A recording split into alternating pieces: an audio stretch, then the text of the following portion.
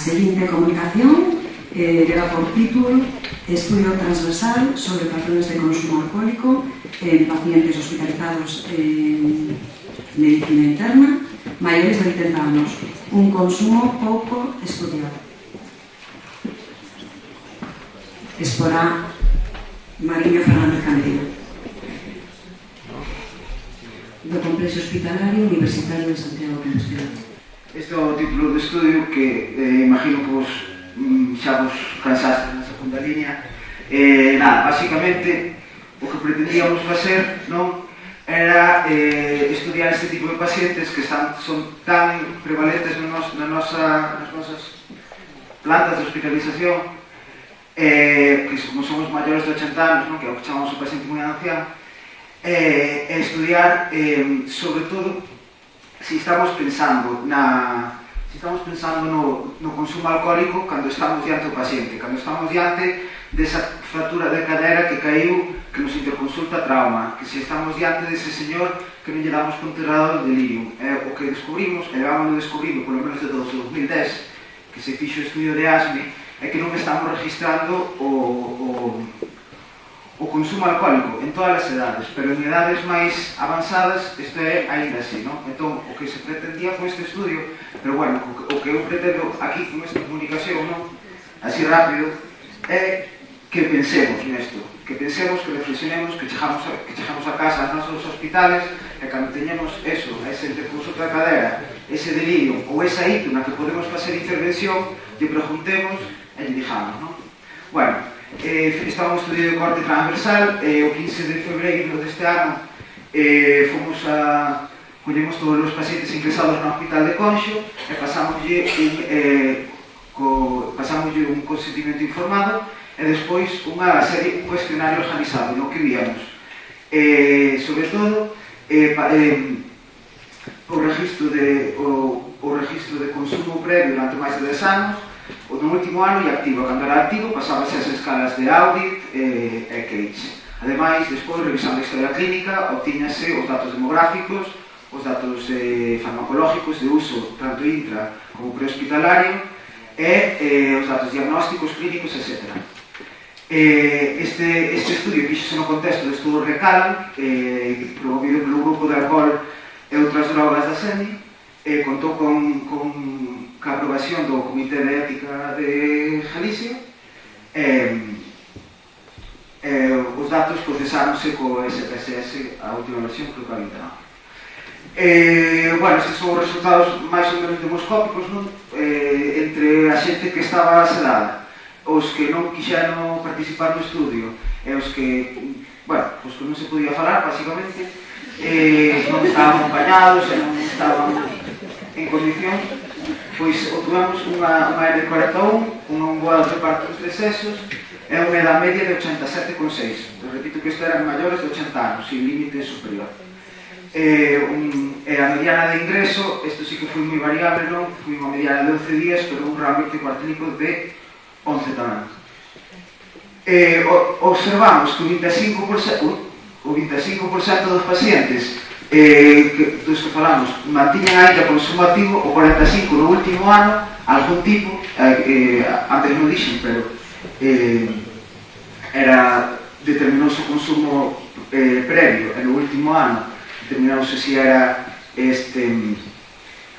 esporádico coas comidas ou intensivo, algún tipo, estou dicindo aquí entonces, e no 78% é previo. A pesar desto, o registro de tóxicos do consumo na historia clínica foi só do 34%. Isto non variaba nin entre sexos, como viramos máis adiante, nin variaba tampouco no perfil de consumo. Por exemplo, nos consumidores intensivos no último ano, o 100% non tiñan registrado o consumo na historia, o 75% dos consumidores activos tampouco. Bueno, no sexo, aquí volvemos a tentar a división sexual do consumo alcohólico en todos os tipos de consumo, no último ano, no previo e no activo. Non documentamos, como dixen antes, nas preguntas, e incluso preguntábaselle máis ás mulleres que aos homens. A polifarmacia, un 87,6% dos pacientes tiñan tiñan datos de polifarmacia, non? Definido como máis de 5, se non estou equivocado. Todos tiñan un montón, pero podemos ver que hai unha tendencia non significativa, eso sí que é verdad, a os aos que tiñan consumo activo, previo, intensivo ou no último ano, a un maior registro de polifarmacia. Despois, bueno, que sabemos todos, non?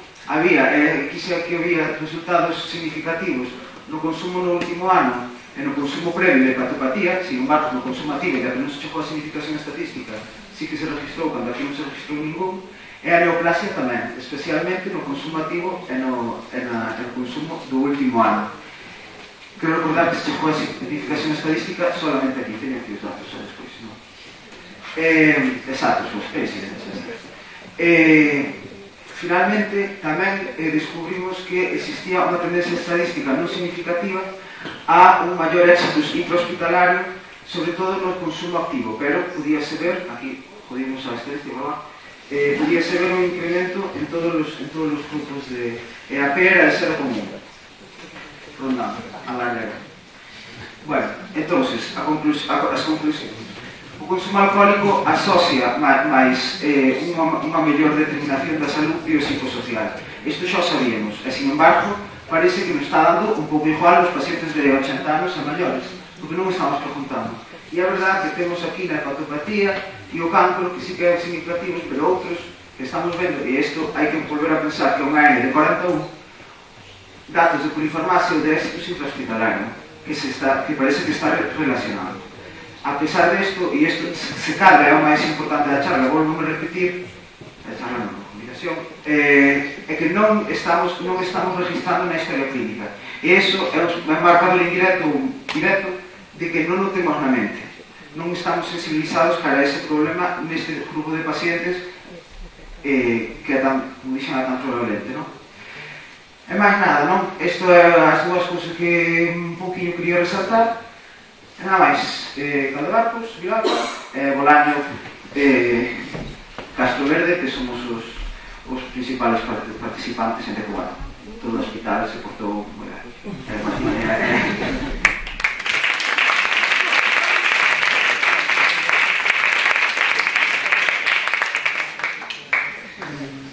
Pois, non, polo estudo.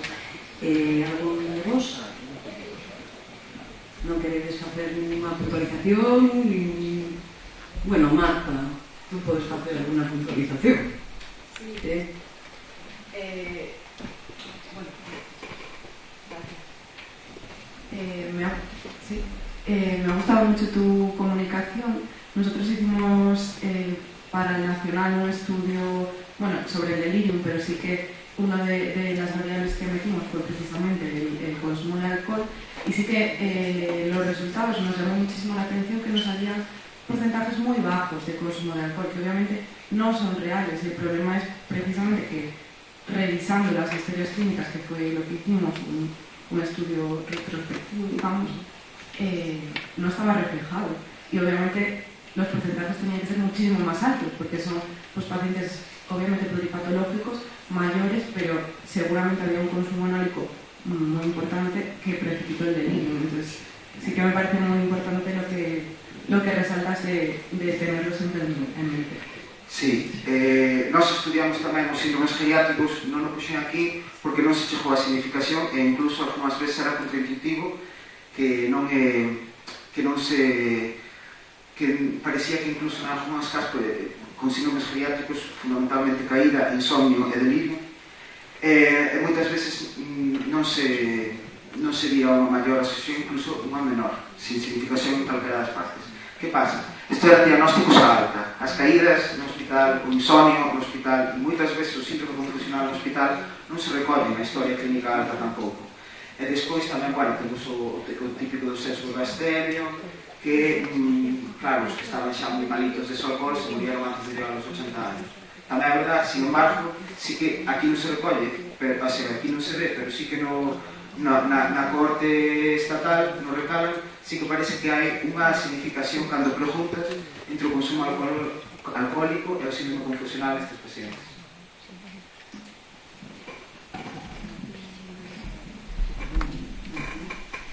teño unha pregunta.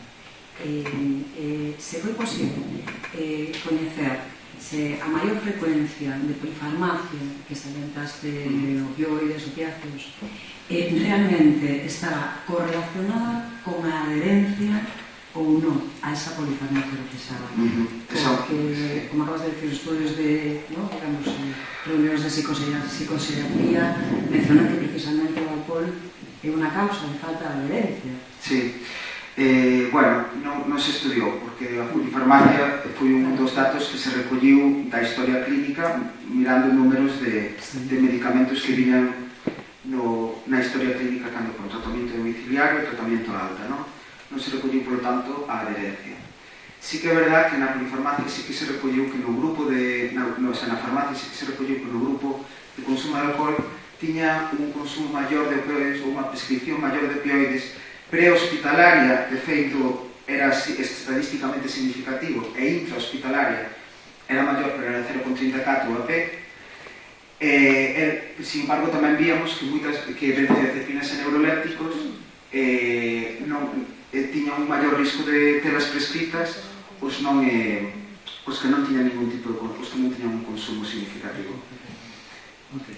Bueno, habería que explicarse, bueno, esperamos que conforme se vayan producindo os datos do Recala arroje máis luz a isto, que a verdade é que ao fin e ao cabo é un dato interesante que non estamos estudiando.